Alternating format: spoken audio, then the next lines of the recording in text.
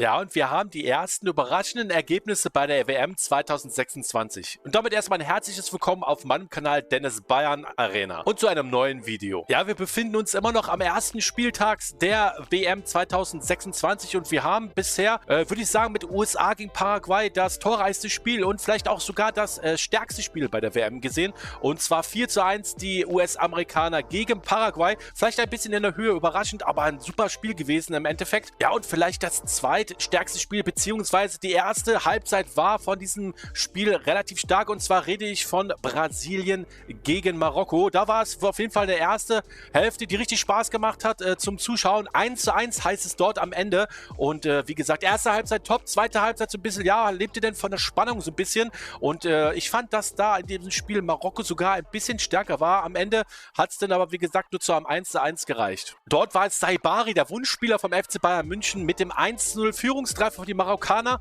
und mit dem Ausgleich Vinicius Junior von Real Madrid. Ja, und dann vielleicht die erste größere Überraschung, und zwar Katar. Die haben den ersten Punkt bei einer WM geholt, und zwar gegen die Schweiz mit dem späten Ausgleich.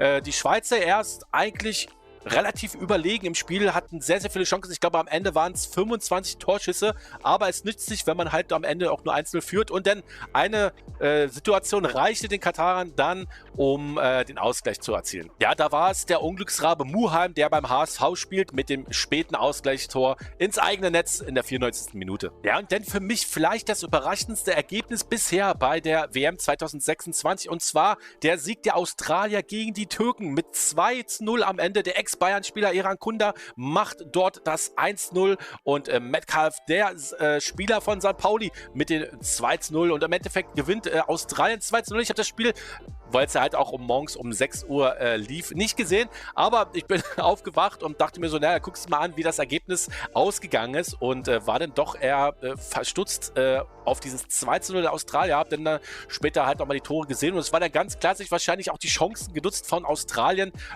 und im Endeffekt gewinnt Australien das erste Spiel in der WM 2026 mit 2:0 gegen die Türkei. Ja, und heute steigen dann um 19 Uhr auch die Deutschen ein gegen Curaçao, und nachdem ich jetzt so die Ergebnisse der WM bisher gesehen habe und ich mich so ein bisschen auf einen 5:0 der Deutschen gegen Curaçao, auch alles zu sehen in meiner WM-Prognose, alle 104 Spiele getippt. Könnt ihr gerne mal auf meinem Kanal checken. Wie gesagt, 104 Spiele alle getippt, und dann könnt ihr auch sehen, wen ich am Ende als Weltmeister getippt habe.